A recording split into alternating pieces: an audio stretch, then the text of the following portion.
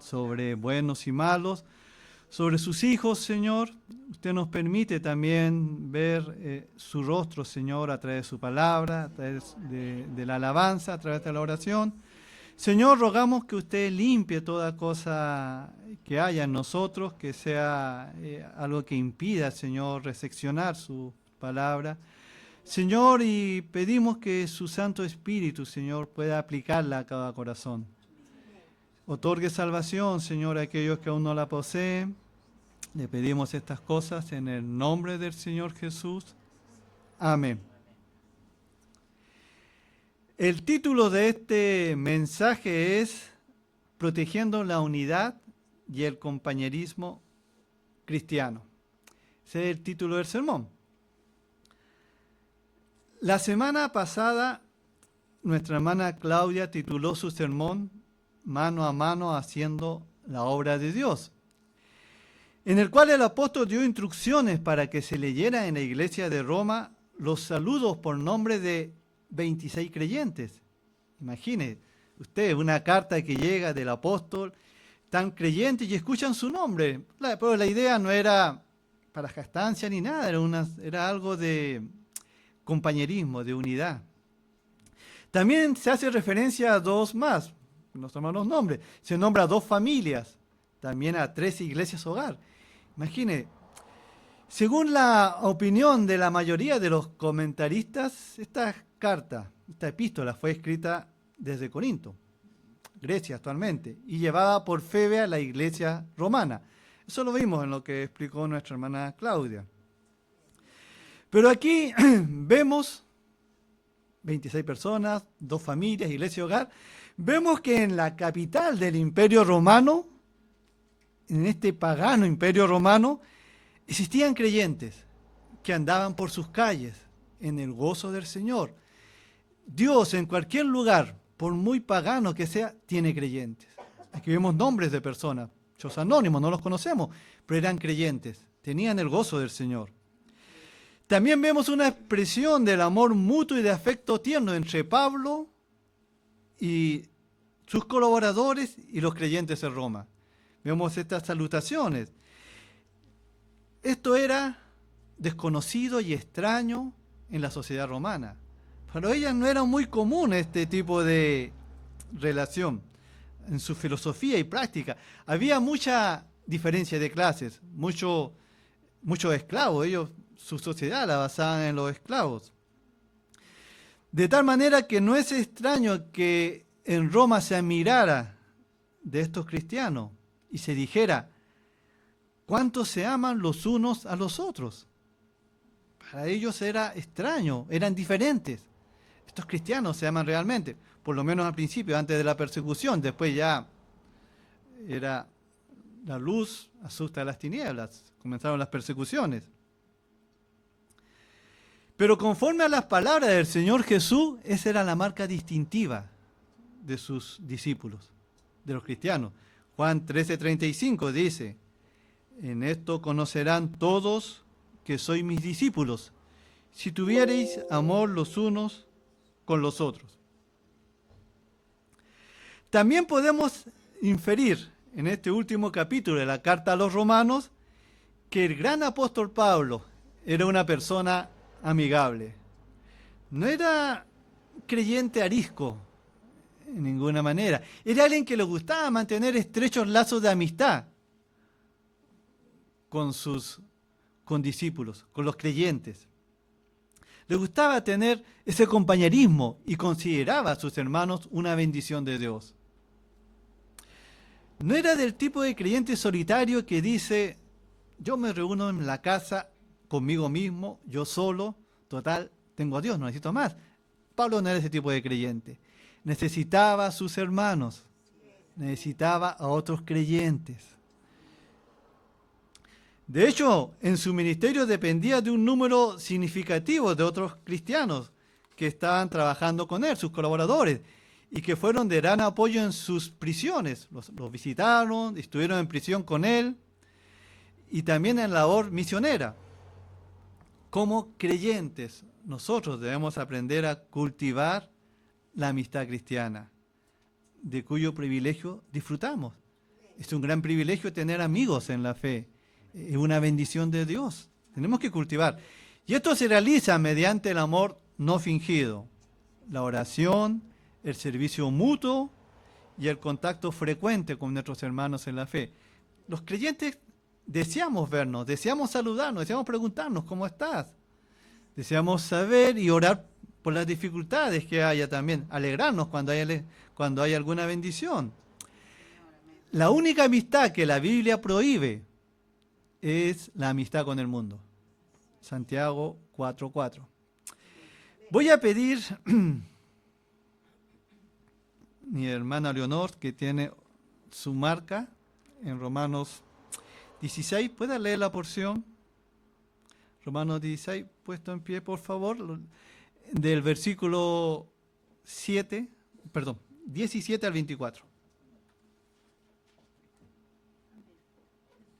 Amén. 17 al 24, por favor. Mas os ruego, hermanos, que os fijéis en los que causan divisiones y tropiezos en contra de la doctrina que vosotros habéis aprendido, y que os apartéis de ellos, porque tales personas no sirven a nuestro Señor Jesucristo, sino a sus propios vientres, y con suaves palabras y lisonjas engañan los corazones de los ingenuos. Porque vuestra obediencia ha venido a ser notoria a todos, así que me gozo de vosotros, pero quiero que seáis sabios para el bien e ingenuos para el mal. Y el Dios de paz aplastará en breve a Satanás bajo vuestros pies. La gracia de nuestro Señor Jesucristo sea con vosotros. Os saludan Timoteo, mi colaborador, y Lucio, Jackson y Sosípater, mis parientes. Yo, Tercio, escribí la epístola, os saludo en el Señor. Os saluda Gallo, hospedador mío, y de toda la iglesia. Os saluda Erasto, tesorero de la ciudad, y el hermano Cuarto. La gracia de nuestro Señor Jesucristo sea con todos vosotros. Amén. Muchas gracias. ¿Pueden tomar asiento?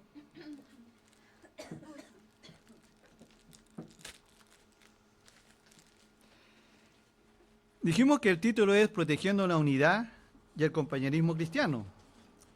Vamos a ver ahora cómo se debe proteger la unidad y este compañerismo. Primer punto, advertencia. Debe protegerse de los falsos hermanos. Hay una advertencia. Vamos a leer 2 versículos de lo que leyó mi hermana Leo para recordar. Dice, Romanos 16, 17 y 18. Mas os ruego, hermanos, que os fijéis en los que causan divisiones y tropiezos en contra de la doctrina que vosotros habéis aprendido, y que os apartéis de ellos. Porque tales personas no sirven a nuestro Señor Jesucristo, sino a sus propios vientres, y con suaves palabras y lisonjas engañan los corazones de los ingenuos. Una advertencia da el apóstol. En la sesión anterior que compartió nuestra hermana Claudia, se concluye con el versículo 16 de Romanos 16, que dice, saludaos los unos a los otros con ósculo santo. Os saludan todas las iglesias de Cristo. Este ósculo era evidentemente una señal de amor, unidad y armonía. Y por eso ahora en el versículo 17 que comenzamos, Pablo advierte a la congregación que se cuide de la gente, de hermanos, o entre comillas hermanos, cuyo propósito es turbar esa armonía y crear divisiones. Se hablaba de que tuvieran esa fraternidad, ese ósculo santo que habla. Pero aquí se dice, hay que proteger esa armonía, esa unidad. Cuídense de quienes van a crear divisiones. La conexión es clara, hay una conexión entre los 2 versículos. Además, el apóstol Pablo acaba de referirse todas las iglesias de Cristo.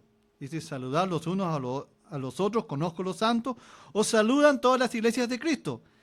¿Será posible que al nombrar a dichas iglesias, al nombrar a estas iglesias, el apóstol Pablo advierte a la congregación que se cuide de la gente y cuyo propósito es turbar esta armonía y crear divisiones? Algunas de estas personas seguramente ya habían alborotado estas iglesias o lo estaban haciendo, estaban causando ya este tipo de divisiones. Estos falsos maestros quizás le pisaban los talones al apóstol. Él predicaba, fundaba una iglesia y venían detrás. Quienes pretendían crear divisiones. Y puede ser cualquiera. Nosotros estamos aquí reunidos, viene alguien, se sienta y conversa con alguien, predicando algo distinto a lo que se ha enseñado, a la doctrina apostólica, a la doctrina que se está predicando. Eso es lo que hacían.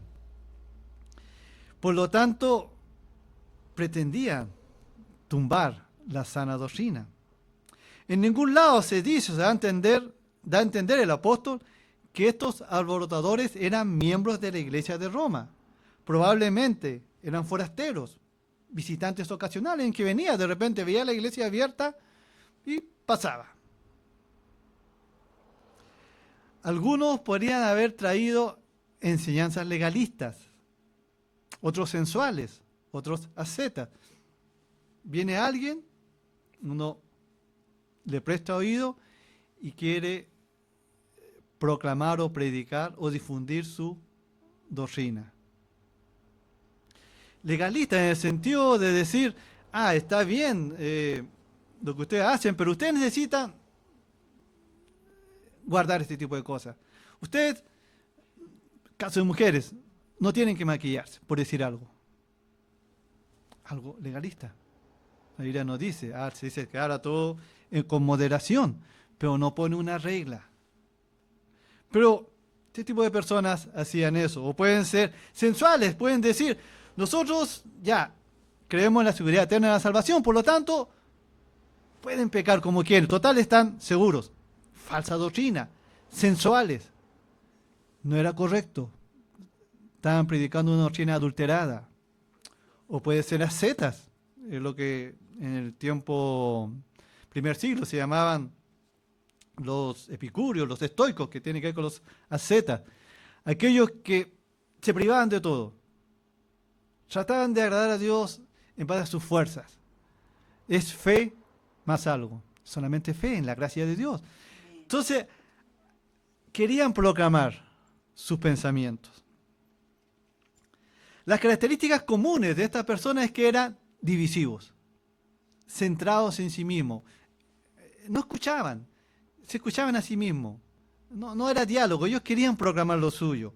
Eran persuasivos, enseñando lo que es contrario al Evangelio. Y por lo tanto se debían evitar a toda costa.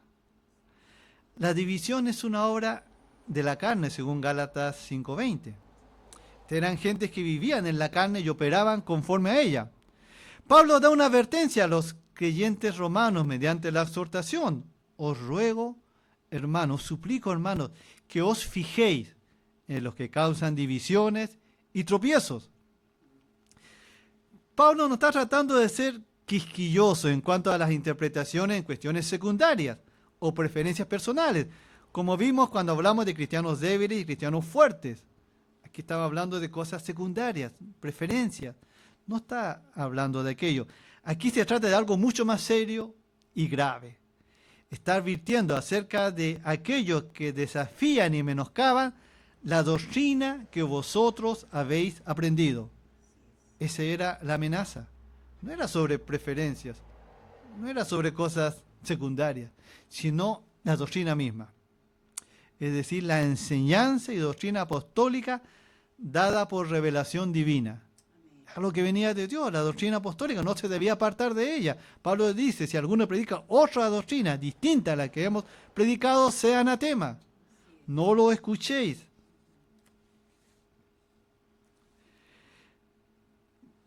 Cuando dice, os fijéis, viene de un término griego que significa mucho más que solo mirar. Dice que os fijéis en lo que causa divisiones.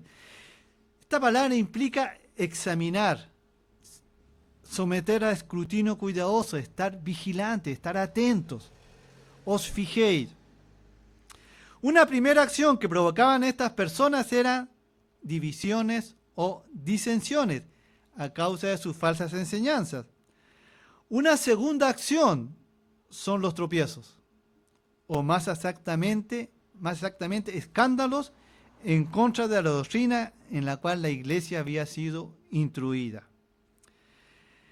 El Señor Jesús, antes de ascender al cielo, había establecido la sana enseñanza. Recuerda, el Señor Jesús resucitó, se presentó, y antes de partir, Él les dijo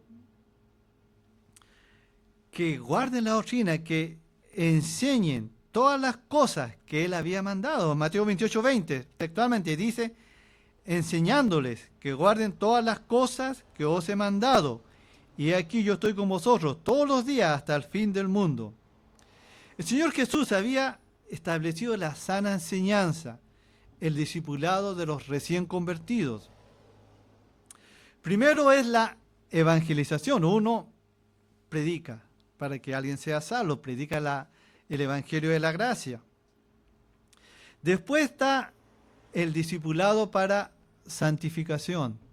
O se puede discipular a alguien que no es convertido. Eso no va a entender. Es gente natural, no entiende las cosas espirituales. Primero la evangelización, después el discipulado. La Biblia no es un libro de información. Hay mucha gente que les gusta escuchar las cosas de la Biblia, cultura general. Pero la Biblia no es un libro de información, es un libro de formación.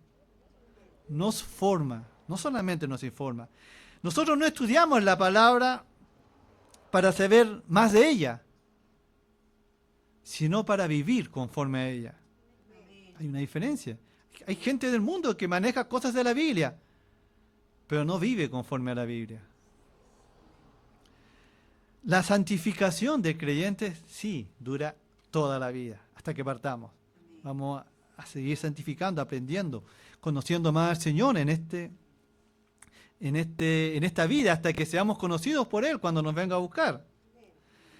No cabe duda que en el pensamiento apostólico estaba la formación de los creyentes. De ahí que Pablo le dice a Timoteo, vez tras vez que predique la palabra, le dice a Timoteo, predica la palabra. Había que formar a los creyentes, según Timoteo 4:2. Ya que estos falsos hermanos venían con ánimos destructivos, colocando tropiezos en la vida de los creyentes. Ante tales personas, la única solución viable era que os alejéis de ellos. Pablo no dice, oponeos a ellos. Dice, tienen que evitar a ellos, textualmente, dice. Que os apartéis de ellos, dice Pablo.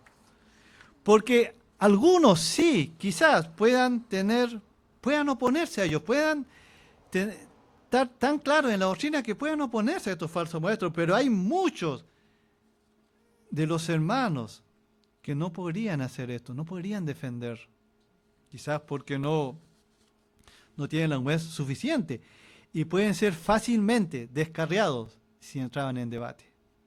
Por lo tanto, alejéis, os apartéis de ellos, para no ser descarriados. Pablo presenta dos razones para apartarse de los falsos maestros.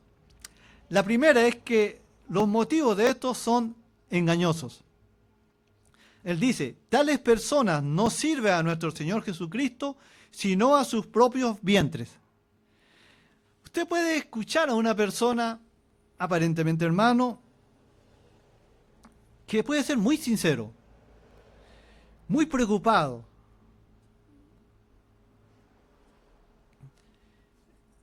pero sigue siendo alguien falso. Nunca tiene un interés genuino por la causa de Cristo o por su iglesia. Están motivados por un interés egoísta, gratificación individual. En algunas ocasiones ellos quieren ser escuchados, quieren ser conocidos, quieren fama, quieren tener poder sobre la gente que los escucha, quieren tener seguidores. Siempre para obtener algún provecho. Pueden tener apariencia, como dice la Escritura, de piedad. No hay que prestarles oído. Muchos de ellos exhiben una vida de lujo, por decirlo de alguna manera, o de autoindulgencia. Si uno examina un poco más sus vidas, va a haber cierto desorden moral en sus vidas también. Tales personas de acuerdo a lo que dice Filipenses 3, 18 y 19, son enemigos de la cruz de Cristo, el fin de los cuales será perdición, cuyo Dios es el vientre y cuya gloria es su vergüenza, que solo piensan en lo terrenal. Judas 12 también nos dice, estos son manchas en vuestros ágapes, o nuestras convivencias, que comiendo impúdicamente con vosotros se apacientan a sí mismos. Es terrible. Imagine usted una convivencia de cristianos, en el cual entra alguien que quiere predicar su doctrina. Ahí le dice, es una mancha. Es una mancha ahí, en esa convivencia. Qué terrible. Jamás nosotros seamos manchas. Dios nos libre de ello. Seamos manchas en el convite del pueblo de Dios. Pero esta persona sí. Las manchas en esos ágapes. Tales personas no son ignorantes de las Escrituras. Uno podría decir que ellos no conocen, manejan las Escrituras. Las han estudiado para información. Pero porque la conocen, su pecado es peor. Porque nunca han confiado en Cristo para salvación y distorsionan la sana doctrina ajustándola a sus preferencias. Ellos usan un versículo no para exponer, sino para acomodarlo a su conveniencia. No es la forma de manejar la Escritura. Uno se enfrenta a la Escritura y extrae lo que ella quiere decirnos, no introducir algo de afuera. En tal caso, nos dice el apóstol Pedro, en 2 de Pedro 2:21, mejor les hubiera sido no haber conocido el camino de la justicia, que después de haberlo conocido, volverse atrás del santo mandamiento que les fue dado. Mucho mejor no haber conocido la palabra que volverse atrás después de haberla conocido. Tenemos una primera razón para apartarse de los falsos maestros. Ya dijimos que sus motivos son engañosos. Una segunda razón que presenta Pablo para rechazar a los falsos maestros es que los resultados de sus enseñanzas son destructivos.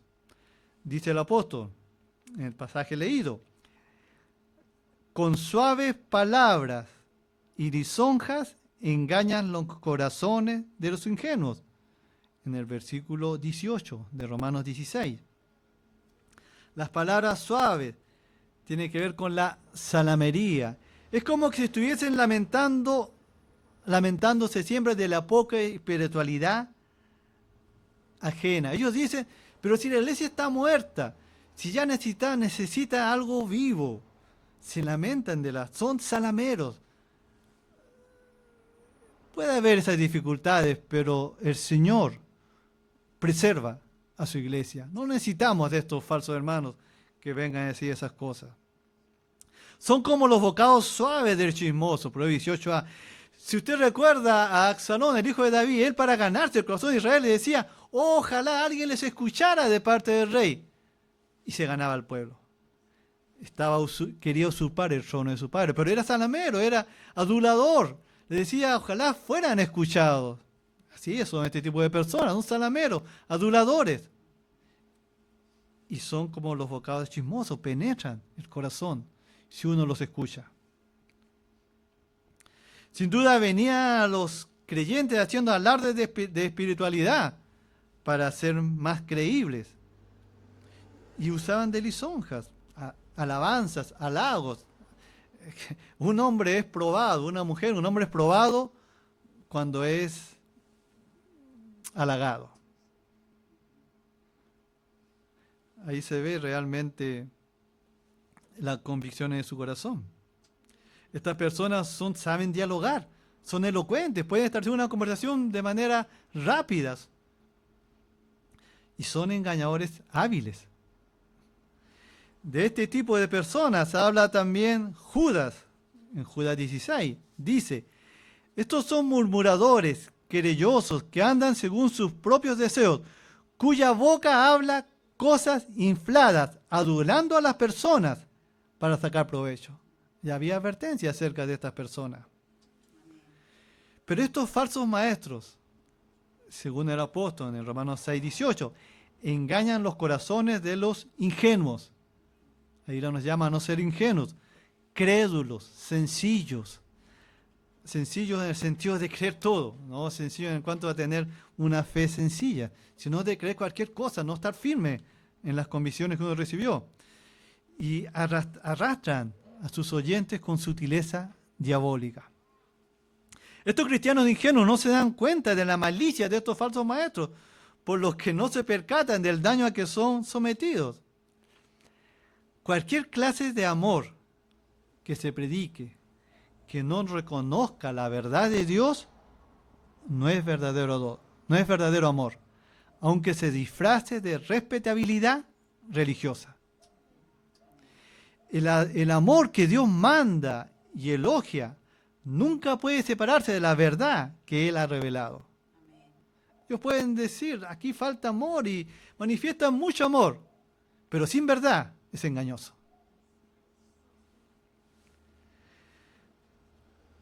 Debido a que este tipo de personas aparentan hablar de parte de Dios y servir a su pueblo, según ellos, los juicios más duros de Dios en la Biblia están reservados para los maestros y hermanos falsos. Esos son los que van a hallar el mayor juicio. Ya vimos un primer punto, recién, advertencia. El apóstol nos da advertencia, proteger la unidad y el compañerismo de estos falsos hermanos. Vamos a un segundo punto. La unidad y el compañerismo cristianos deben también alentarse, aliento, fomentar la virtud de la obediencia. Romanos 6:19 nos dice, porque vuestra obediencia ha venido a ser notoria a todos, así que me gozo de vosotros, pero quiero que seáis sabios para el bien e ingenuos para el mal. La mejor protección en contra de la falsedad es adherirse a la verdad de Dios. La iglesia en Roma, estos creyentes, se caracterizaban por su obediencia. Los falsos maestros engañaban a los ingenuos, creyentes ingenuos. Los creyentes en Roma no lo eran, sino todo lo contrario, eran cristianos con una fe firme, estaban bien fundamentados, porque él dice que la obediencia de ellos ha venido a ser notoria a todos, a todas las iglesias. Así lo testificó el apóstol Pablo al principio ya de la carta, en Romanos 1:8.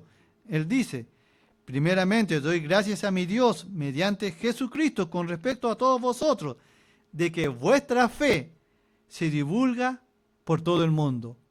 No es fácil engañar a estos creyentes, no son crédulos.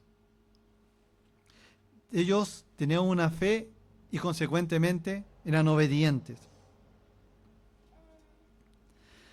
Por otro lado, si estos creyentes cuya fama en cuanto a fe y obediencia ya era conocida, tenía una reputación, si ellos daban lugar a estos falsos hermanos y maestros, sería frustrante para las iglesias en todos los lugares. Sería frustrante para el apóstol, ya que la fe de ellos servía de aliento en todo el mundo cristiano.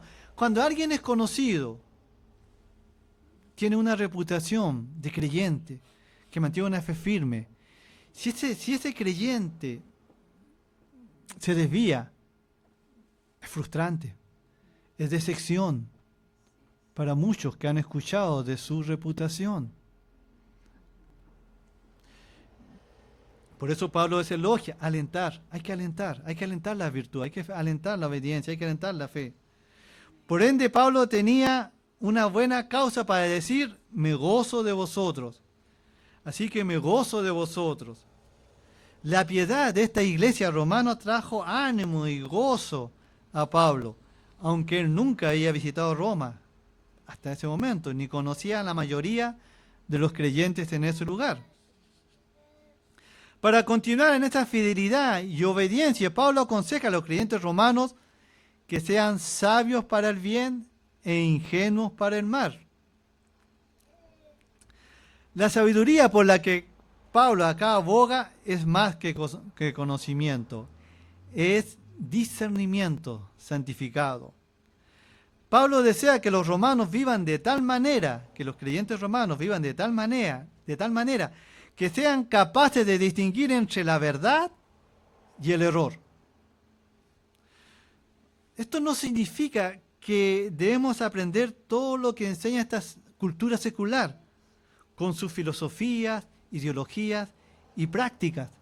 No debemos interiorizarnos de toda secta nueva que aparezca, porque ocurre el peligro de ser contaminado por ellas.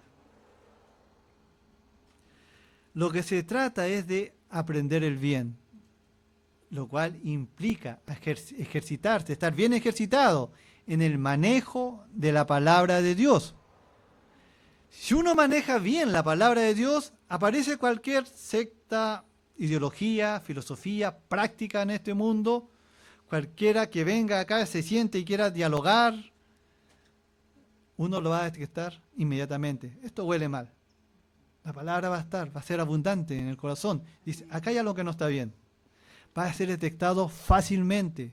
Se tiene que manejar bien la palabra de Dios. Aquí no se trata de emocionalismo. No estamos en contra de las emociones dado por Dios. Estamos en contra del emocionalismo, que es simplemente me siento bien por lo que me dicen, sin base. De eso estamos en contra. No de las emociones, pero sí del emocionalismo. En este mundo, a los cajeros de un banco les enseñan que el único método para reconocer un billete falso es estar bien familiarizado con el auténtico. Ellos están tan familiarizados con los billetes verdaderos que cuando ven uno falso, esto es falso, al tiro. Reconocen al tiro.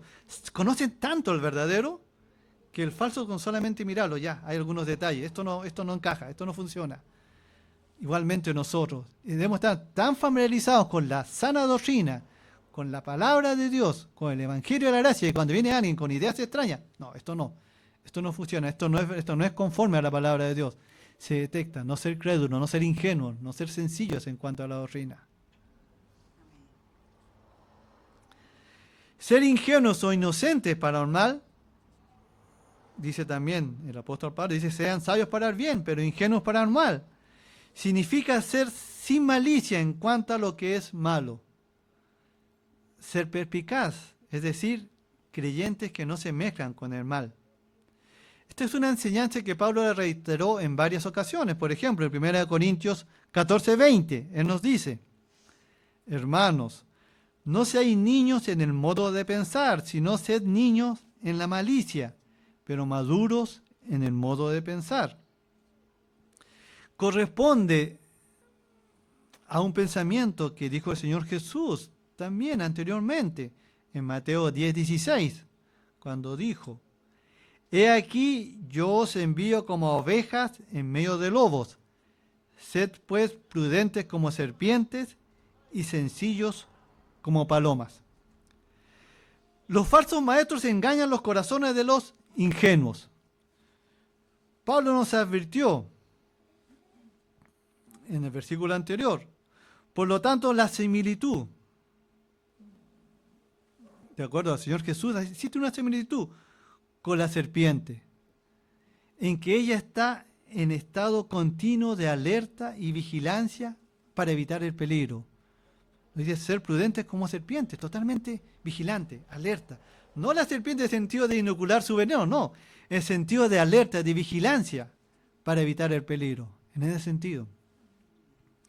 El descuido ante estos falsos hermanos puede llevar a alguien a su ruina espiritual. Se puede desviar, se puede ir por otro camino que no corresponde. Vamos a un tercer punto. La unidad y el compañerismo cristiano implica certeza de la victoria final. Ya vimos la advertencia, vimos el aliento, ahora tenemos la certeza. La fuente del engaño va a ser destruida. Romanos 16:20. Dice la Escritura, y el Dios de paz aplastará en breve a Satanás bajo vuestros pies. La gracia de nuestro Señor Jesucristo sea con vosotros. Amén. Pablo asegura a los creyentes fieles que pueden anticiparse a la llegada del día en que su batalla espiritual que llevamos en este tiempo presente será cosa del pasado. En este tiempo presente no tenemos lucha contra sangre y carne, sino contra principados, potestades, gobernadores de las tinieblas de este siglo.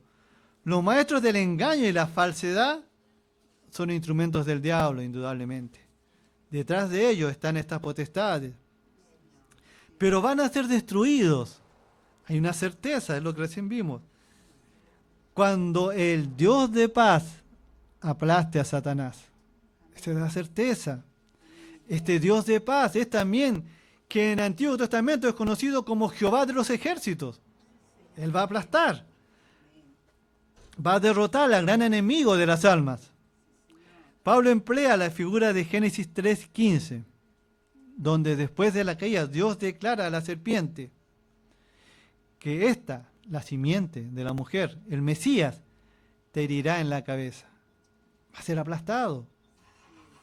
Le va a infligir una herida mortal. Él lo va a aplastar bajo vuestros pies. El Señor Jesucristo, el Señor Todopoderoso, toda potestad me es dada en el cielo y en la tierra, dijo el Señor Jesucristo.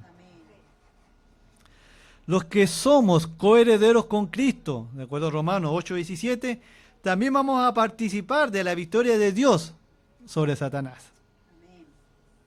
Dios lo hará pronto o en breve. En cierto sentido puede decirse que Dios ya está continuamente aplastando a Satanás. Se logró la victoria en el Calvario. Esa victoria fue decisiva. Ahí fue herido mortalmente esta serpiente. Y cada vez que alguien se convierte, es arrastrada del reino de las tinieblas al reino del Señor Jesucristo. Ya está siendo aplastado la cabeza de Satanás. Pero la victoria final tendrá lugar cuando Cristo regrese en gloria. Segunda de Tesalonicenses 2:8 dice: y entonces se manifestará aquel inicuo, a quien el Señor matará con el espíritu de su boca y destruirá con el resplandor de su venida. Certeza, hay una certeza de esta victoria, de esta fuente de engaño en este momento, que va a ser destruida. Cuando nosotros vemos, que en el tiempo presente Satanás aún no ha sido subyugado, pero sabe que le queda poco tiempo. El diablo sabe que le queda poco tiempo. Por eso trabaja arduamente. Todas estas cosas que usted ve, todos estos ataques sobre la familia, sobre la autoridad, sobre la fe, sobre las iglesias, le queda poco tiempo. Actualmente aún todavía no ha sido subyugado, pero ya le queda poco. Cuando Dios ponga en marcha la ejecución de su victoria, será rápida y cierta. Pero mientras tanto, tenemos que resistir al diablo, ser sobrios y velad. Primera de Pedro 5:8 nos dice aquello. Ahora Pablo da una segunda bendición. Dice: la gracia de nuestro Señor Jesucristo sea con vosotros. Si pudiéramos parafrasear esto, el apóstol Pablo es como si dijera: yo sé que aún con su obediencia fiel, está elogiando la obediencia de estos creyentes en Roma, elogiando la obediencia de cualquier creyente en cualquier lugar, de iglesias fieles que se mantienen, que se atienen a la palabra de Dios. Dice: aún con su obediencia fiel, ustedes necesitan la gracia continua de Dios para dirigirles, para fortalecerles. Ustedes necesitan que su sabiduría les dé sabiduría para reconocer a los falsos maestros. Ustedes necesitan que Él en su gracia les dé ánimo, consuelo y paciencia cuando sean atacados por los emisarios de Satanás, mientras aún no sea subyugado. Necesitamos. Por eso dice: la gracia de nuestro Señor Jesucristo sea con vosotros. Vamos al último punto. La unidad y el compañerismo cristiano se fortalecen con la amistad. Ya vimos la advertencia, vimos el aliento, ya vimos la certeza de esta destrucción del enemigo. Ahora vemos que se debe fortalecer con la amistad. Aquí vemos los saludos de los compañeros de Pablo. Romanos 16, del 21 al 24. Vamos a leer rápidamente aquello. Dice: os saludan Timoteo, mi colaborador, y Lucio, Jasón y Sosípater, mis parientes. Yo, Tercio, que escribí la epístola, os saludo en el Señor. Os saluda Gayo, hospedador mío y de toda la iglesia. Os saluda Erasto, tesorero de la ciudad. y al hermano Cuarto. La gracia de nuestro Señor Jesucristo sea con todos vosotros. Amén. Pablo pasa enseguida a enviar saludos a la iglesia de Roma de parte de sus compañeros. Y podemos suponer que se trataba de hombres conocidos por algunos de los creyentes de esa ciudad. El primero era Timoteo, un colaborador personal y también el protegido de Pablo, de quien dijo el apóstol a la iglesia en Filipos, en Filipenses 2:22, pero ya conocéis los méritos de él, que como a hijo, a padre, ha servido conmigo el evangelio. Timoteo era bien conocido. Otra persona que envía sus saludos es Lucio, que bien pudo haber sido un líder de la iglesia de Antioquía, o también, como piensan algunos, una variante del nombre de Lucas. No tenemos certeza ni de lo uno ni de lo otro, sabemos que es un creyente. Pablo se refiere a Jasón y Sosípater como mis parientes. Es probable que por la sencilla razón de que eran compatriotas judíos, no necesariamente sus familiares. Tercio era el secretario o amanuense de Pablo, el encargado de escuchar y transcribir lo que Pablo le dictaba.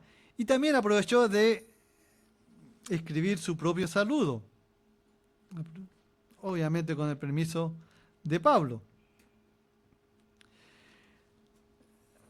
Así como Febe tuvo el privilegio de entregar la carta a los romanos, Tercio tuvo el privilegio de escribirla para Pablo. Gayo fue un hospedador personal de Pablo, así como de toda la iglesia, nos dice el apóstol. Y es probable que con esto se haga referencia a una iglesia que se reunía en su casa. Puesto que la carta a los romanos se escribió desde Corinto, es seguro que Gayo se encontraba entre los muchos creyentes de Corinto que llegaron a la fe en Cristo por medio del ministerio de Pablo. Era alguien ganado por el apóstol.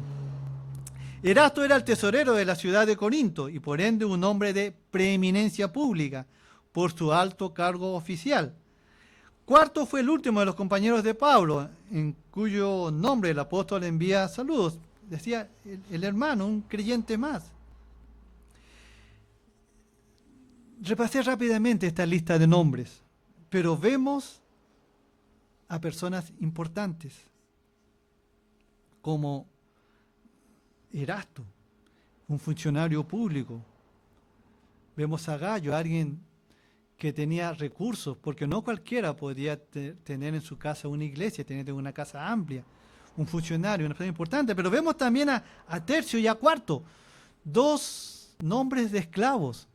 Se nombraban así porque era tercero, era la forma o el lugar en el cual eran adquiridos, tercero, cuarto.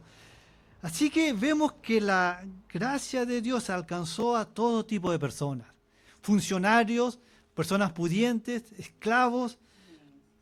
El evangelio de la gracia penetra en todos los niveles de la sociedad. Amén. Penetró en la nivel de la sociedad romana, penetra en todos los niveles de esta sociedad presente. Amén.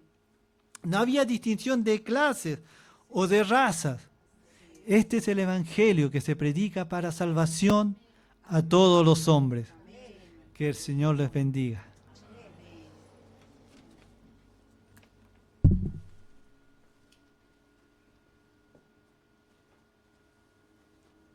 Amén. Gracias al Señor por su amor, su bondad, su misericordia, de este evangelio maravilloso. No hay distinción de personas. Gloria al Señor.